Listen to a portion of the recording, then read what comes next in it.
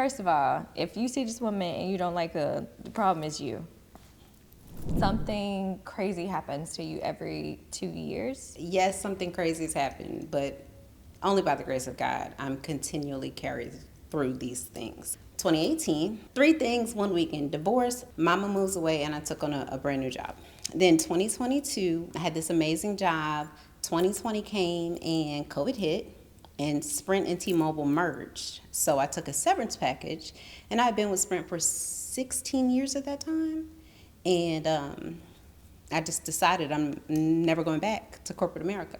But I had been licensed for 6 years and doing real estate part-time. That was it. That was my opportunity right there. So I picked up real estate full-time and moved forward. Mm-hmm. Best decision. So that tough time, right, turned into something amazing for me. Mm-hmm. 2022, my dad passed away. I will never forget the day he called me. And he said, hey, I'm going to the hospital. They just sent me from work and said that my eyes looked kind of yellow. I needed to go get them checked out. And I'm like, okay, listen, that happened to somebody that I was working with. It might be like jaundice or something. You need to go check it out. Call me. He walked to the hospital from where he lived, called me about 20 minutes later and said, hey, I need to tell you something. Now, my family is from New Jersey. Real straightforward, direct. He was like, look, the people at the hospital just told me that it's a possibility that I have liver cancer. I'll keep you posted. I'll call you back. I mean, just all of my emotions just sank to my stomach. So I left there, and I remember going to take my son to soccer practice, his first soccer practice with his new league, getting off at exit 50. And he called me back, and he went more into detail about the findings and that they were pretty sure it was cancer, potentially stage 4. 2024, I got in a car accident. I was leaving a home inspection. I was entering Highway 49. At 11:22 a.m., I was on the phone with somebody from my office, and I said, look, I'm on my way there. I'll see you in just a minute. 11:38. They were pulling me out of the car on Highway 49 with the jaws of life. Okay. So we're just going to start at the beginning. Okay. So with the divorce, Mm-hmm. were there like signs, symptoms, signals? We were technically separated a whole year before. Nobody even knew. I'm talking living in separate houses. And it was tough. It's tough for everybody. But I'm very, very cautious. I have been cautious of how I've explained this to people. Mm-hmm. I've had young women come to me and say, hey, things aren't working out between me and my husband. You made it look so easy. Divorce is not easy. Nothing about it is easy. So the first thing you should do is pray about your marriage. I'm not your final end-all, be-all source, right? And I'll share my experiences, but that is between you, your husband, and God, mm-hmm. first and foremost. I tried to keep it real private because I know that the way that I handled it, everybody didn't have the capacity. I don't even know if I had the capacity to handle it the way that I did. I think the biggest thing for me in divorce was the fact that, and I still see the remnants of this decision to this day. What I made up in my mind was that my children would not skip a beat. So that propelled me into this high performer. It's in my personality. I'm very ambitious, but I do the things that I do the way that I do them because I don't have a choice. Some people may wake up in the morning and feel like, oh, if I do, I don't have a choice. My mind works and says that if I don't do it, they don't get it. It doesn't get done. But is that always true? No, it's definitely not true. Yeah. But the mindset is kind of like a gift and a curse. Yeah. It's not true. There are so many people out there that I know personally that really don't have support, really truly don't, but I do. They do. I don't know why I don't wrap my mind around the fact that, girl, you got some help. Slow down, allow other people, because those things, melt over into relationships. Mm-hmm. There's a lot of people, personal relationships, romantic relationships where people want to lend a helping hand, but it's hard for me to just let up in that way. I'm just hyper independent. So you mentioned that was kind of your first instance with failure. Mm-hmm. How did you cope with that? I didn't. right? So when you fast forward into grief with my dad, and I had to process that because I would have lost it otherwise. That's when I realized that I had never stopped to grieve my marriage. I am not playing. That weekend that those three things happened, Monday, that's it. That's all the time that I allowed myself, and I did not stop moving until the next life event hit at all. Not once. So, yeah, I didn't. Eventually, I come to understand that, but I didn't allow myself the time. I don't think a lot of people do. I don't think people view divorce and that type of loss as something that you have to grieve. Yeah, my dad went through counseling classes before, and he said there was a room where they were teaching a class, and the class title was Death and Divorce. Yeah. Because divorce is just like the person that you love has passed away because that relationship is no longer there. 100%. 100%. So, essentially, you went through death and divorce. What was the hardest part of processing through that all at the same time? It was, the hardest part was the fact that it's always something. It's been like a continual cycle. So when I get back to a normal space, there was another tragedy, for a lack of a better term. So that's it. Just trying to be strong all the time. Like it irks my nerve when people say, "Oh, you're so strong, you're so tenacious." That is true, right? That's true. But if it was up to me, I would be in my, whatever it's called, soft girl era. I want to be relaxed. I want to be, you know what I'm saying? I want to be led. But who's going to lead me right now? Because I'm hyper independent. And the fact that I've structured my life to essentially not fail, it's hard to lead on top of that, I'd imagine. You know, fast forward all of these years later, I have a great co-parenting relationship. I'm very, very thankful that they are in the best possible space that I think children can be in, aside from their parents being together in the same household. There are some mistakes that I made along the way, and I kind of self-diagnosed those mistakes, right? So I wanted things to be my way, right? My level of communication, these are my kids, and I felt like, mistakenly, felt like my way was the only way that mattered, and my way was the only way that was right. But in hindsight, my ex-husband and I communicated through the process the way we had communicated through life. I am very vocal and very direct. He was more quiet, more, reserved. And that's not what I wanted as we were trying to work through this divorce. But now in hindsight, he was only being the person that he had always been, and there's nothing wrong with that. I try not to let the things impact my children.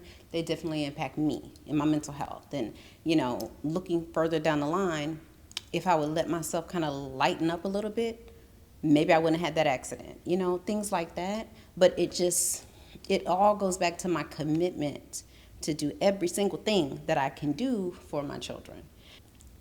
So I'm also numbers math driven, but I have found it actually sometimes hinders my walk with God because I expect him to show up a certain way, do a cerern thing, and when he doesn't, I'm like, just wait. I was waiting on you. Yeah. Yeah. Do you experience that same type of thing? I do, and I think that sometimes I even struggle with my talents because I'm blessed with the talents that I have, and I have to go back and be like, okay, but what does God want? I have to go back and I have to really open myself up to not want to take control of it myself, but see what does God want. And I wish I did a better job of doing that in the present. I think I do a pretty solid job of going back and saying, this is what God was trying to show me, but I want to walk with God through these situations. Yeah, that's really good. Through all those changes, did you feel like you had support? Yes, from a distance.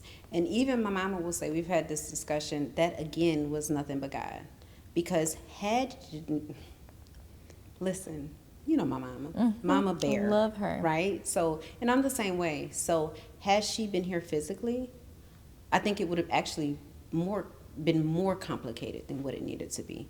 That was something that he and I needed to go through. So, that was also a direct assignment from God. I'm going to have you here supporting her from a distance. And she was a phone call away in the St. Thomas or somewhere, some in our islands. So she was a phone call away, but physically, this is between me and my then, now ex-husband. Yeah. Has that hyper independence caused you to struggle in female relationships since you were more used to hanging out with the guys? No, I don't think it's caused me to struggle. I think that it has a part in the role that I play. Like I said, I'm the friend that people will come to. What do you think of this? And I think that it's pretty well known that I'm going to give you the truthful answer. I am not the friend that you want to come to when you need somebody to jump on the bandwagon. Yeah. That's just not my personality at all. It's not me. So I don't think it's impacted. It's just how it plays out. So as you've developed in your career, as you've grown, you mentioned to me that you used to struggle emotionally with that support. Like now you're very vocal. Now you are out there and you're like, yeah, like we're going to support her. At least I am. I'm going to do these things. But before you struggled emotionally, what was that internal struggle that you had? So let's call it jealousy. It maybe I don't even want to say jealousy, maybe envy. I don't know what the proper term is for it, right? I don't think that I've ever really been like, I'm jealous of Ieshia per se. But let's just use real estate as an example. So let's say I'm not jealous of Jamie, right? But in all honesty, I've seen people have maybe an experience or an opportunity that I felt like, oh, I wish I would have taken advantage of that. Or even in real estate, that could have been my client. I know them too. So it's not about the person per se, more so the experience. So what I remind myself of is the bigger picture, which is I want to support other women. So no matter what I see Jamie do, no matter what I see, I'm trying to think of some, maybe it's like first lady, whatever I see, these other people do just within real estate, right? No matter what, I want to be the first person to cheer them on. And sometimes I've been in positions where I've had to say, okay, God, something about that didn't feel right. And because I saw you post something the other day about a prayer that you would say. And I was like, oh, that was nice and thorough. I have been like, okay, God, create in me a clean heart. Something about that didn't feel right, but I still want to support this woman. And the more I got into that practice, the more sincere and genuine it becomes now a second nature. But I just want to be honest in letting people know that if that's where your heart is, but yet that's not where you start out at, that's a skill. You work on it. You keep trying to develop it if that's really where your heart is. Yeah, absolutely. Yeah, so I went live and I was like, let me just put this out there because I don't think jealousy is like a backroom conversation. Like, oh, I think they're jealous of me. But it's not something that people openly admit to. Right. It's not like, hey, I'm struggling with jealousy today. Right. Hey, I was kind of jealous that you signed that deal. It's not a conversation that people have open and honestly. Right. And I think it's because we struggle with the concept that God is infinite. Right. Or at least I did. Right. No, I understand. Yeah. And for me, I think the bigger picture and the things that help get over those emotions is the fact that I really believe that what God has for me is for me. And that just wasn't for me. And that's okay. But I think that when you get lost in what you feel like is best for you, or you feel like, what you wanted outside of God's plan for you, is when those feelings really can take over. But I'm mindful of it every single time. Create me a clean heart. Let me celebrate this person the way I really want to. I don't want anything holding me back from celebrating my sister. So I have a confession to make Okay. as we close out, okay? Okay. Because you used to be one of my husband's clients, and you are doing phenomenal things, and I'm so grateful for that. And I was able to do a small group with you, which helped me a little bit. We did the Proverbs 31. Oh, yes. Yeah, Right, yeah. absolutely. So when he first started working with you, I did not like you. Tell me more. So, but I think it was a part of that, like, envy, jealousy.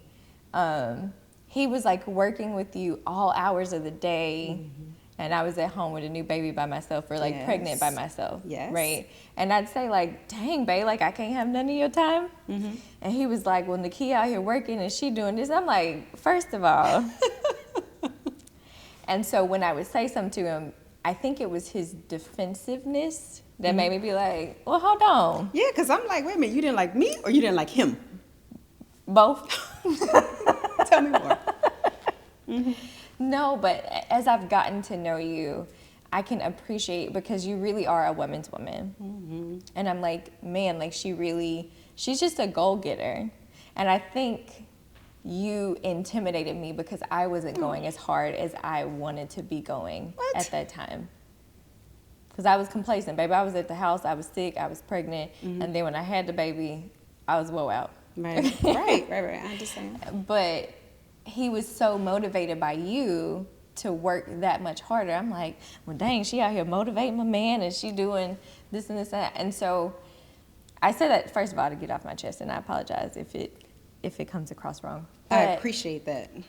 I wanted to say, first of all, if you see this woman and you don't like her, the problem is you. Okay? Because you just have such a genuineness about you. Thank you. Like where you really love and you're amazing at what you do and you go full force and you go hard. And I know you're tired. Yes, very much so. Yeah. Very much Tired so. of being a strong one. Yes. But you are phenomenal. Thank you. I just wanted to say that.